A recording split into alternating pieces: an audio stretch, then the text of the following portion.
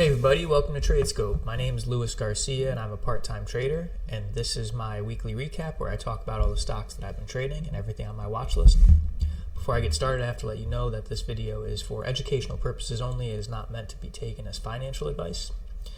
I want to get right into it this week because it was another boring week in my world of trading. So I took 0 trades this week, and I'm okay with that because I just didn't find anything that fit my criteria. I did see a couple stocks after the fact that I thought were interesting picks, and I thought it was too bad that I missed them when they were squeezing higher, but they also are giving me a hint of maybe some potential patterns in market activity going forward that I'm going to be keeping my eye on. So I figured I'd share those with you today. So the first stock that I heard about was GTEC.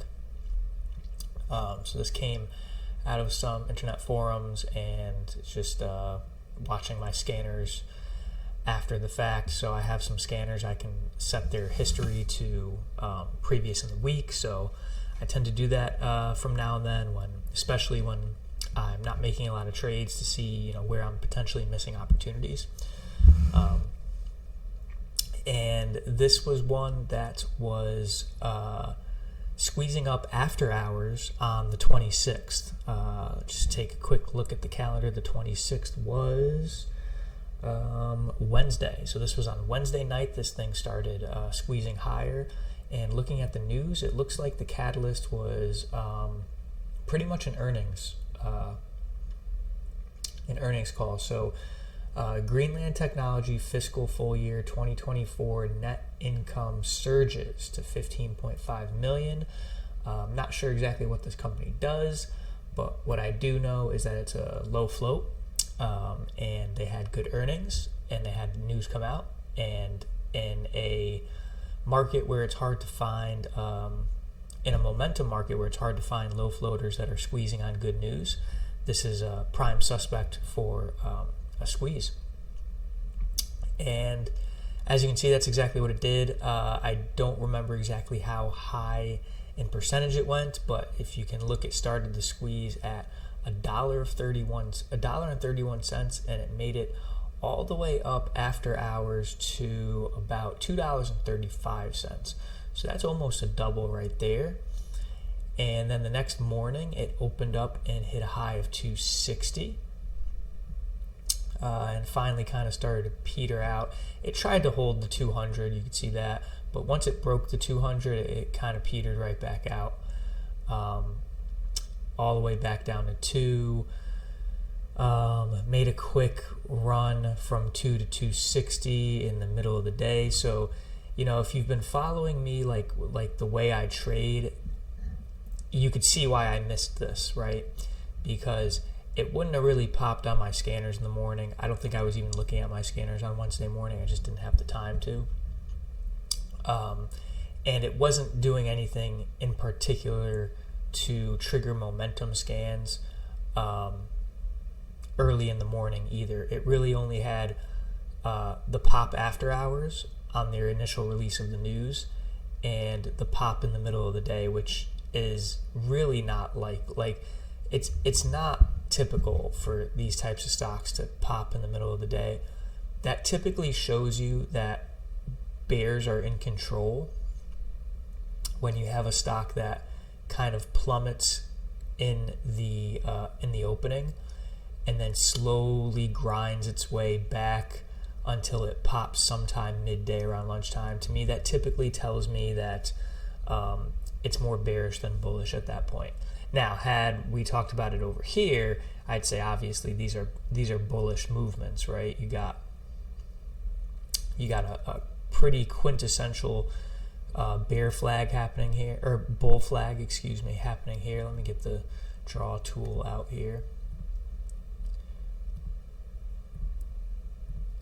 So you have a pretty quintessential flag pattern happening there. You have a nice break higher. And then you have another little consolidation, and then a nice grind high, another consolidation, and then a final break high. So those are the types of patterns I like to look for. They're easy to trade. They're predictable. especially if you have good conditions, which in this case it would have been. Low float stock, has plenty of volume, and it has news as a catalyst. That's pretty much all you could ask for. So that's about it for GTEC. Nothing else important there that I wanted to touch upon. So let me talk about, see if I can remember the name of this one. Did I get it right?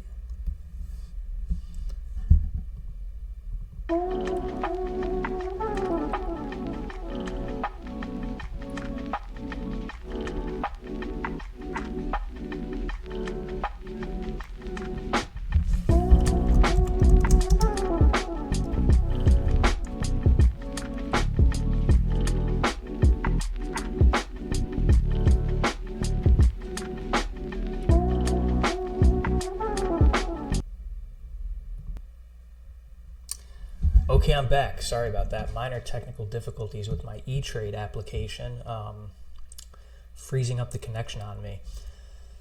Anyways, now that I got the chart reloaded, this other stock that I wanted to talk about today was PRTG. So PRTG popped up again after hours on 3/27. So this was the next day on Thursday. Again, a low float biotech stock. I believe they released news. They did.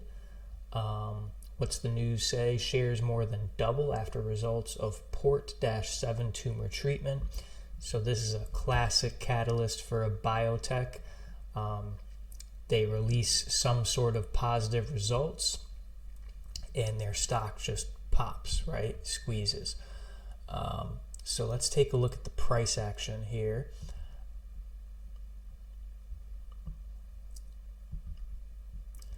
This again would have been a perfect trade for me. It was a little light on volume to start. 2K volume, 2K, 2K, 3K, 4K, what do we got? 20K, so it finally starts to pick up some volume, but even that's really light volume, 40K, 50K. So it never really picked up a ton of volume. But this is still a really nice pattern, and it had enough volume to trade. How do I put this? The price action was not choppy despite the volume, right? Which is a good thing. So let me go back to my doodle tool, and we'll talk about the price action here a little bit, because I want to see a couple things. So first of all, news comes out. A nice bull flag, consolidation, pop, consolidation, pop. These are the types of things that I'm looking for, right? To give you an idea, I'd probably be getting in, you want to be getting in on these little steps, right?